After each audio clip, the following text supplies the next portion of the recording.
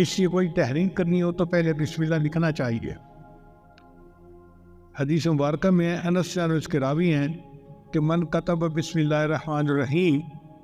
تعظیما للہ غفر اللہ لہ، کہ جو بسم اللہ الرحمن الرحیم اللہ کے نام کی تعظیم کی وجہ سے اس کو لکھ لیتا ہے اپنی عبادت سے پہلے، اللہ اس پر اس کے گناہوں کی بخشش فرما دیتے۔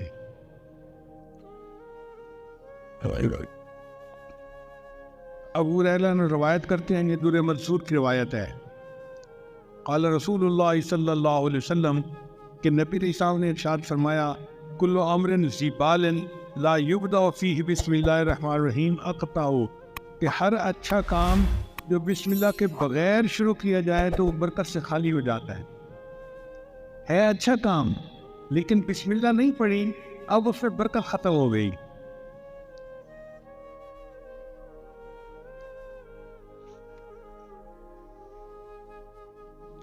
بسم اللہ کی عظمت کا اندازہ اس سے لگائیں کہ کتا ایک نجس جانور ہے۔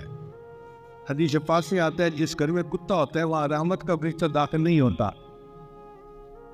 اس لیے شکار کی نیت سے کتے کو پالنے کی اجازت ہے کہ حفاظت کی نیت سے، مگر اس کو گھر کے باہر رکھا جائے، گھر کے اندر نہ داخل کیا جائے۔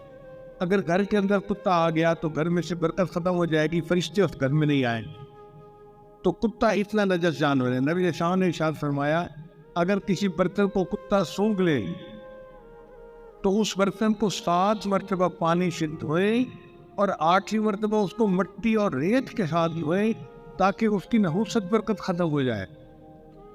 اب جس کتے کے سونگھنے سے برتن کو 8 مرتبہ دھونا پڑتا ہے وہ کتنا نجس ہوگا۔ لیکن حدیث پاک میں آتا ہے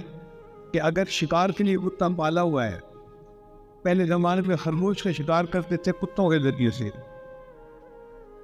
تو نبی علیہ السلام نے فرمایا کہ اگر کوئی بندہ شکاری کتے کو چھوڑنا چاہتا ہے شکار کے لیے اور بسم اللہ پڑھ کے اس کو روانہ کرتا ہے اور وہ کتا مرا ہوا شکار لے کے آتا ہے، یعنی پکڑنے میں وہ مر گیا، شکاری وہ خرگوش مر گیا، اب وہ مرا ہوا جانور بھی ہے وہ بندے کے لیے حلال ہوتا ہے چونکہ اس کے اوپر اس نے بسم اللہ پڑھ لی تھی۔ عدی بن حاتم طائی کے بیٹے تھے، صحابی بن گئے، انہوں نے نبی علیہ السلام سے پوچھا اے اللہ کے نبی صلی اللہ علیہ وسلم، میں کبھی کبھی شکار کرتا ہوں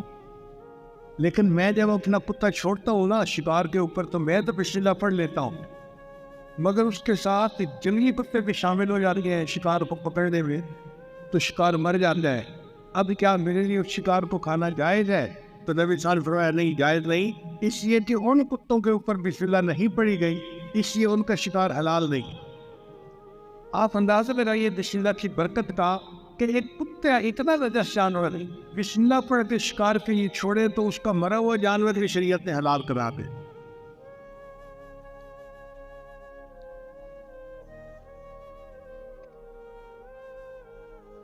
چنانچہ بسم اللہ کی وجہ سے اللہ تعالیٰ بندے کی مشکلات کو ختم کر دیتے ہیں۔ حضور صلی اللہ علیہ وسلم نے حضرت علی عنہ کو فرمایا الا اعلمک بکلمات اذا وقت فی ورطۃ قلتہا، اے علی میں آپ کو کچھ کلمات نہ سکھاؤں کہ جب تم مشکل میں پڑ جاؤ تو ان کلمات کو پڑھ لیا کرو؟ قال بلا، عرض کیا یا اللہ کے حبیب صلی آپ مجھے ضرور سکھائیے۔ تو نبی علیہ السلام نے فرمایا کہ جب تو کسی مشکل میں پڑ جائے فقال بسم اللہ الرحمن الرحیم ولا حول ولا قوة الا باللہ العلی العظیم، جب بھی تو کسی مشکل میں پڑ جائے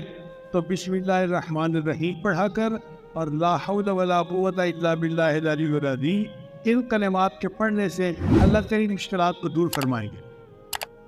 اب یہ عمل کسی ایک عام پیر نے نہیں بتایا، آج